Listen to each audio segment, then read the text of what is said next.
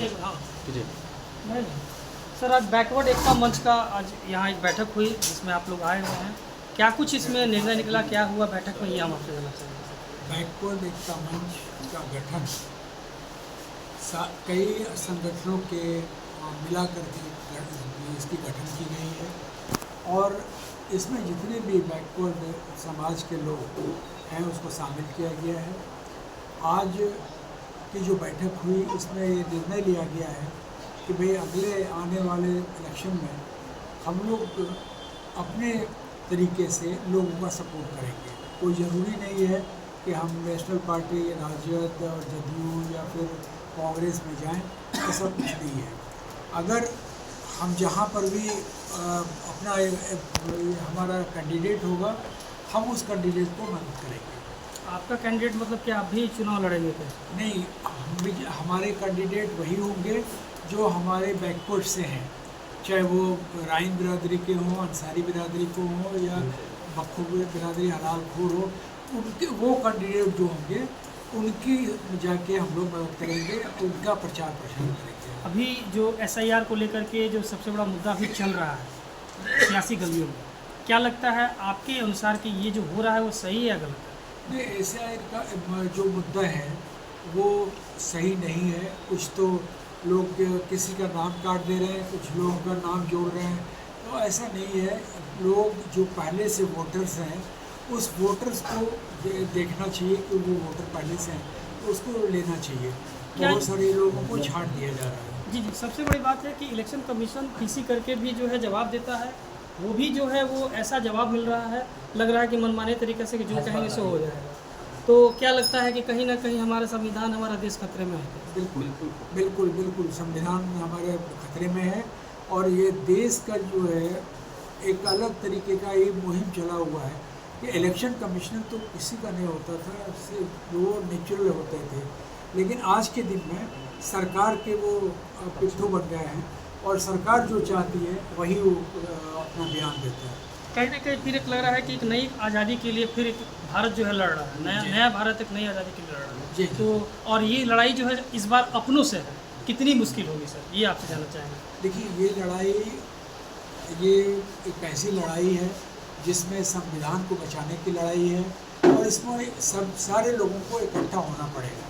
नहीं तो फिर इस तरीके से सारे लोग जो कुछ लोगों का नाम काट दे रहे हैं, कुछ लोगों को इससे अलग कर दे रहे हैं, तो ये जितने भी लोग हैं, जितने चाहे बैकवर्ड हों या और जो जाति हैं, हिंदू बैकवर्ड जाति के लोग हों, वो सबको इकट्ठा होना पड़ेगा और अपनी लड़ाई लड़ना पड़ेगा। क्या लगता है कि आप लोग एक साथ मिल कर के मिलेंगे और लड़ेंगे? ज़रूर यही हम लोग का ख्वाहिश भी है, हमारा यही सोच है कि हम आगे जो है इकट्ठा होकर के लोगों के साथ। एक संविधान की बचाने के लिए एक मुहिम राहुल गांधी जी भी चला रहे हैं, क्या लगता है कि वो उनका जो मुहिम है वो सही है और क्या उनका आप लोग भी साथ देंगे? देखिए, राहुल गांधी जी कर रहे हैं संविधान बचाने के लिए, वोट चोरी का मामला कर रहे हैं, लेकिन ये हम लोग को जो ज़मीनी स्तर से है, एक गांव से लेकर के यहाँ इतने लोग हैं, बहुत सारे गांव के लोग हैं, गांव से लेकर के ये जागरूक करना पड़ेगा कि हमारा संविधान खतरे में है और वो काम हम लोग करेंगे। चाहे हम अगर किसी तरीके से हम ये संविधान को बचा सकें तो शायद हमारी एक आज़ादी की लड़ाई बहुत सुनहरा आज़ादी। समाज के लोगों को क्या कुछ संदेश देना चाहेंगे आप? समाज को यही हम लोग चाहेंगे कि वो एकजुट रहें, एकजुट होकर के इसका मुकाबला करें और जो आदमी इस तरीके से विभाजन कर रहे हैं, जातिवाद कर रहे हैं या और कुछ इसमें धर्म की बात कर रहे हैं, उसमें नहीं जाना चाहिए। हमें विकास की बात करना है, हमें आगे जाना है, तो हमें डेवलपमेंट की बात करना है और संविधान को बचाना है। सर, परिचय दे दीजिए। अलीम अंसारी, अध्यक्ष बैकवर्ड एकता मंच। जानना चाहेंगे कि आज जो है बैकवर्ड एकता संघ की जो बैठक हुई कितनी महत्वपूर्ण है आने वाले विधानसभा चुनाव को लेकर? देखिए, आप सभी जानते हैं कि हमारी आबादी अच्छी खासी है, 47 लाख हम हैं बिहार में जी, लेकिन हमें कहीं भी कोई पॉलिटिकल पार्टी कोई जगह नहीं है। आप देख रहे हैं तो सहनी जी का 2% 2.5% वोट है और आज धूम मचाए हुए हैं जी, इसलिए कि हम सब बटे हुए हैं और हमारे बीच जो लोग हैं वो हमें बांटे हुए हैं। अब हमें एक तरह से जागरण कहिए कि हम जग चुके हैं हम सभी भाई जितने बैकवर्ड मुस्लिम हैं सब इकट्ठा हुए हैं और हम आगे अपना सियासी जो हमारा जगह है वो हम पाने की कोशिश कर रहे हैं। हम किसी पार्टी के पास ये कहने नहीं जा रहे हैं कि हमको ये इतने वोट दीजिए, हमको इतने सीट दीजिए, उतना सीट दीजिए। हम मांग नहीं करेंगे। हम अपने को उतना पुख्ता उतना मजबूत करेंगे कि उनको हमको जगह देनी पड़ेगी और हम खोने वाले अब नहीं हैं। इस साल विधानसभा इलेक्शन है सर, कितने सीटों में हो सके सपोर्ट कीजिएगा? देखा जाए, हम ऑर्गेनाइजेशन कर रहे हैं। अगला इलेक्शन के लिए पूरी तैयारी हमारी नहीं हो पाई है, तो जो हमारे तबके से चाहे जिस पार्टी से खड़ा होगा हमको वहाँ पूरा उसको सपोर्ट करेगा, ताकि हमारे बीच का चुनकर आवे। उसके बाद सारे को तो कंसोलिडेट हम कर ही लेंगे, इकट्ठा कर ही लेंगे। लेकिन अभी है कि जो हमारा भाई है वो तो कम से कम आ जाए। हमारा ये इस बार हमारी पॉलिटिक्स सही रहेगी, हमारा सहयोग इसी तरह रहेगा। तो सीधी तौर पे आप जनता से क्या कुछ कहिएगा, जो जनता आज फंसी हुई है बड़ी बड़ी पार्टियों को लेकर के, उन्हीं के बीच में रह गई है और कहीं ना कहीं उनके पास कोई विकल्प भी नहीं है बिहार में? क्या लगता है कि आपको बिहार में कोई विकल्प दिखता है क्या? क्योंकि हम जनता के बीच से ही आते हैं, हम भी उन्हीं के हैं, इसलिए हमारी बात वो समझेंगे कि हमारा स्टैंड क्या है। और जाहिर हमारा सपोर्ट वहाँ से भी हमको मिलेगा, क्योंकि हर आदमी भले ही कट्टा अब तक नहीं था, नहीं समझ रहा था, अब सब समझने लगे हैं और हम उनको समझा रहे हैं। सर क्या लगता है सर कि इस बार बैलेट पेपर से चुनाव होना चाहिए क्या? बैलेट पेपर से चुनाव तो होनी ही चाहिए, क्योंकि चोरी जो हो रही है मशीन के द्वारा, अमेरिका जैसा जो इतना विकसित राज्य है वहाँ भी नहीं होता है। ईवीएम से नहीं होता? नहीं होता है बैलेट पेपर। यहाँ सिर्फ गड़बड़ करने के लिए होता है। वोट किसको दिया, चला गया कहाँ। लेकिन बीजेपी के तो लोग कहते हैं कि कोई गड़बड़ नहीं है, हम लोग का हमेशा तो आज गड़बड़ कौन कर रहा है?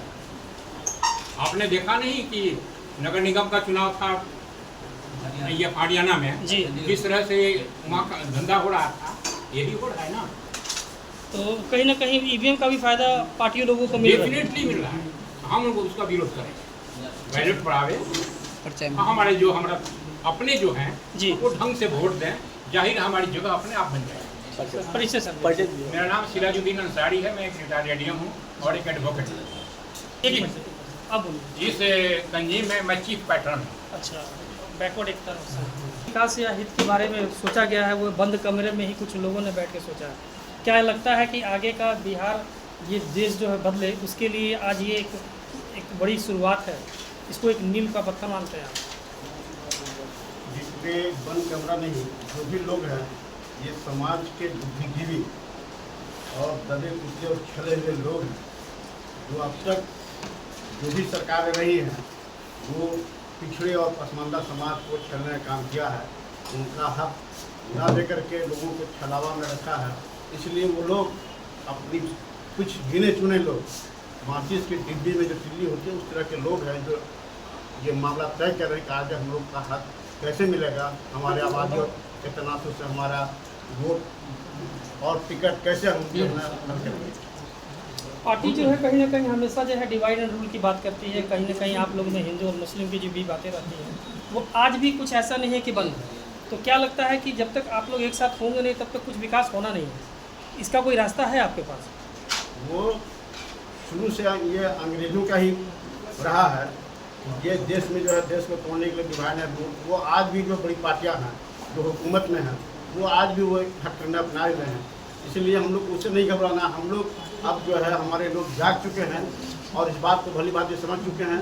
अब लोग एकजुट होकर के इस पार्टी का विरोध करेंगे और अपने हित और अच्छा की बात करेंगे, अपने अधिकार की बात करेंगे। इस मंच से आज जो है आज बिहार के सभी लोग, चाहे वो हिंदू हो, चाहे मुसलमान हो, सिख हो, ईसाई हो, सबको क्या कुछ संदेश देंगे आप? इस मंच से संदेश हम यही देंगे कि हम लोग ऐसे तो इंसानियत के नाम पर सभी एक हैं, लेकिन कहीं ना कहीं हम लोग को हे निगाह से, हेच नज़र से देखा गया है, तो मैं उसको कतई बर्दाश्त नहीं करूंगा। हम लोग भी इंसान हैं, हम लोग भी पढ़े लिखे हैं और हम लोग भी हुकूमत चलाने की ताकत रखते हैं। एक और इस जमहूरियत में एक हमारी बड़ी जमात है, बड़ी आबादी है। इकबाल का वो शेर है कि जमहूरियत वो तर्ज हुकूमत है जिसमें बंदों को गिना करते हैं, तौला नहीं करते। उस हिसाब से हमारी आबादी बड़ी है, इसलिए हम अपना हक चाहते हैं। अब हम हुकूमत करना चाहेंगे, हम हुकूमत अपने पर नहीं होने देंगे। परिचय सर? मेरा नाम मोहम्मद नसीम अंसारी और एक बैकवर्ड एकता मंच का उपाध्यक्ष।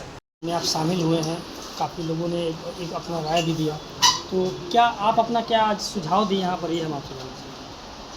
दरअसल मैं एक सियासी पार्टी का अध्यक्ष हूँ अच्छा। और मैं इस तहरीक का हिस्सा हूँ। ये संस्था है और वो पॉलिटिकल पार्टी है।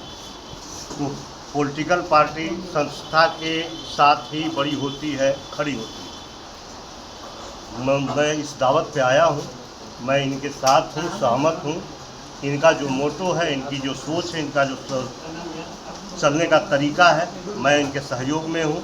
ये जिस तरह से चलना चाहते हैं मैं उनके साथ खड़ा हूँ। आपकी अपनी पार्टी है, तो हम चाहेंगे इस बार विधानसभा चुनाव कितनी सीटों पर लड़ रहे हैं सर? देखिए, ये अभी हम लोग जब तक अधिसूचना जारी नहीं होती और जब तक हम अपनी यूनिटी को, अपने मिजाज को वहाँ तक पहुँचा नहीं देते हैं, उनसे हमको रिप्लाई नहीं मिल जाता है, या हमारी जो ये कमेटी गठित हुई है, जब तक हम लोग आपस में तय नहीं कर लेंगे कि हम लोग कितने सीट पे लड़ेंगे, यह बात मैं नहीं कर सकता हूँ। इस मंच के जो हमारे अध्यक्ष हैं हाजी साहब, वो बताएंगे कि हम कितनी सीट पर लड़ेंगे, कितनी सीट पर नहीं लड़ेंगे। क्योंकि यहाँ इंक्लूड हो करके हम लोग एक जगह हो करके ये फैसला ले रहे हैं, इसलिए मैं अकेले तौर पर ये आपको फैसला नहीं दे सकता। आपकी पार्टी चुनाव लड़ेगी ना? हाँ, ज़रूर लड़ेगी। सर, आप अपने पार्टी का नाम बता दें और अपना परिचय दे दें। जी, मेरा नाम है मोहम्मद शराफ हुसैन नाज और मेरी पार्टी का नाम है सियासी हिस्सेदारी पार्टी।